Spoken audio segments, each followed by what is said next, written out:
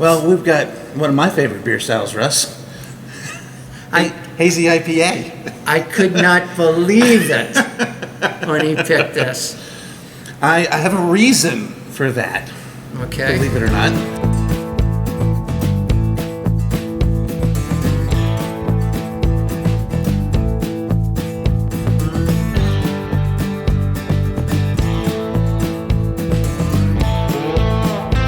Coming to you practically live from the Beer to Whiskey Studios on the taproom floor of Greenville Beer Exchange on South Lawrence Street in glorious downtown Greenville, South Carolina.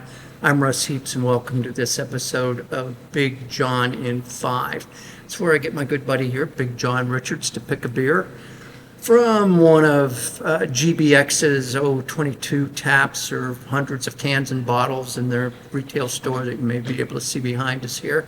And we just talk about them, sip them, and drink them. We do those sorts of things. So, John, what do we got here?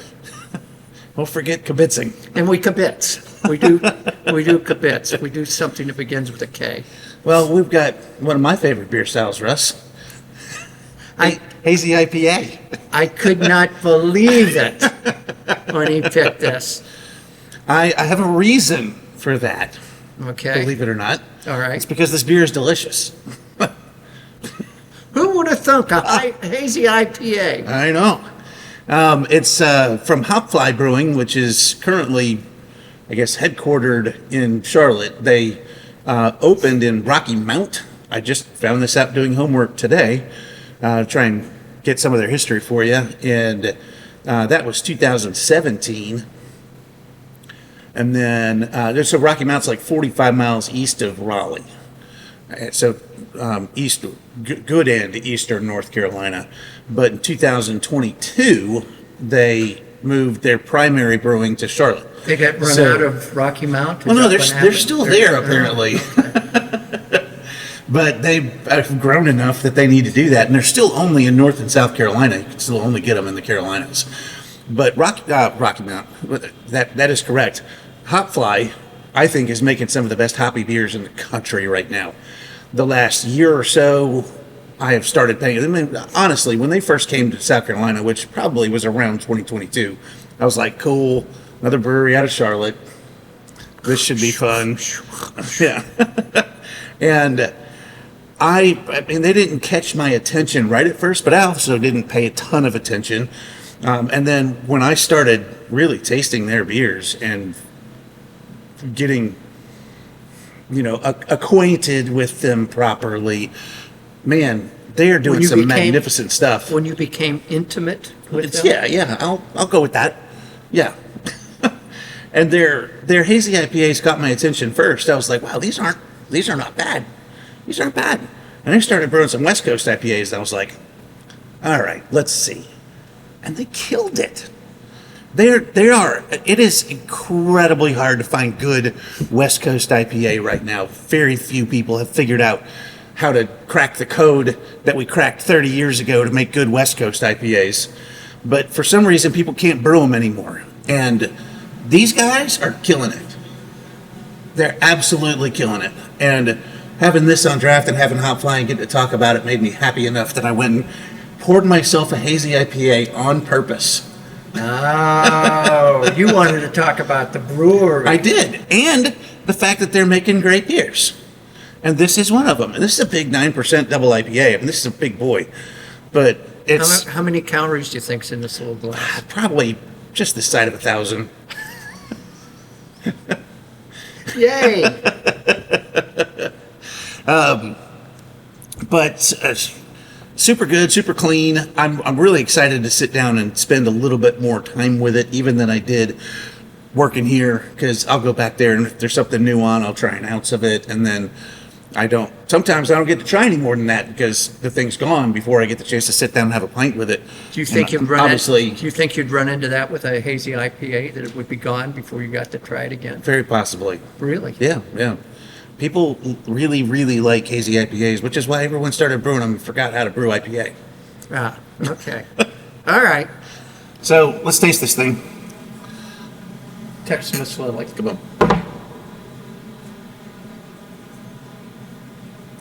big citrus. Yeah, it's just tons of citrus. But it does, but it's, there's a little bit, even on the nose, I'm getting some hoppy, bitter, a little Yeah, hoppy so you're gonna. bitterness too. I think you're associating that citrusy, that there's grapefruity, orangey. Like I set the glass down. Russ was like, "What is that?"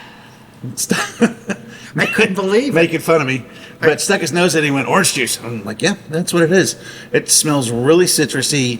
It smells tropical. I get some of that like passion fruit, guava kind of tropically side, but a good deal of citrus in there.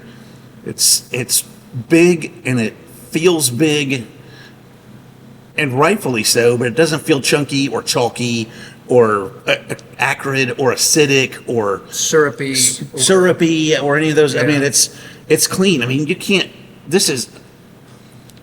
see through this at all. It looks like skim milk. But it doesn't. But it looks like skim milk and not like cottage cheese. Right. Some of these things get so chunky. There's so much gunk left in so many of these hazy IPAs that it looks like there's stuff swimming in your beer. Sea monkeys. Sea monkeys. Sea monkeys.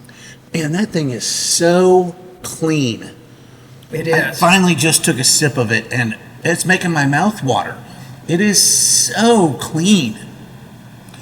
Man, there's just a little bit of bitterness there, and I'm getting a little acidity on the finish, a little like citrusy, grapefruity acidity on the finish, but there is almost nothing in the way of bitterness in there, just enough to cancel down the sweetness, and it is so clean.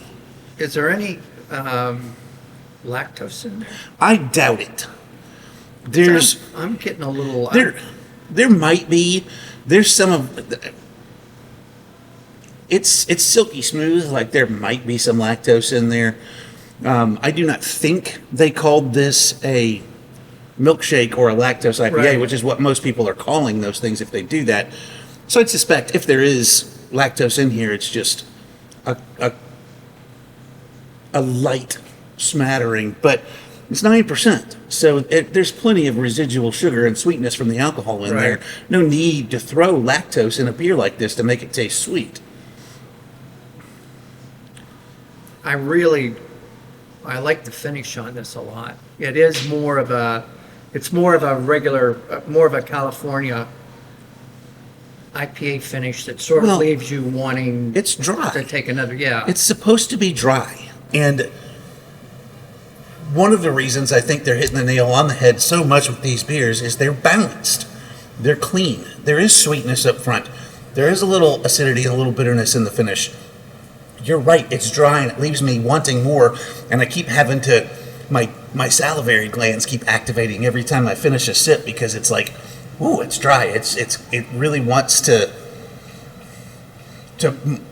refresh my palate, you know, and it's just, I just think this is superbly well done. I mean, we're getting Trillium beers down here now, and I think this holds up as like good this. as against any Trillium beer I've had. I like this, but then I like hazy IPAs a lot more than you do. Well, that's fair. I don't drink them because they are a little caloric heavy. Yes. So I kind of steer away from them even though I like them. But this is really as you say, well balanced. It is really an excellent. Sometimes I think people drink IPAs and find that they like them, and then they pick up an IPA, and just because it says hazy, they think they're supposed to like it. And so they say they like it whether they do or not. Right. And you don't have to do that with this one. It's right there for you. It is. It's good. It's nice. Well done. Well done. What's the name of the brewery? Hopfly. Hopfly. Well done. Well done, Hopfly. Hopfly. Yes. This is only my second one of these little glasses too, and I'm already stumbling Yeah, and but- stuttering and Russ was cranky when he got here today. I so. was. I needed to get a couple of beers down me to turn my frown upside down. But John, anything else? Let's do it. Let's send these people on their way. So damn lucky. See you next time.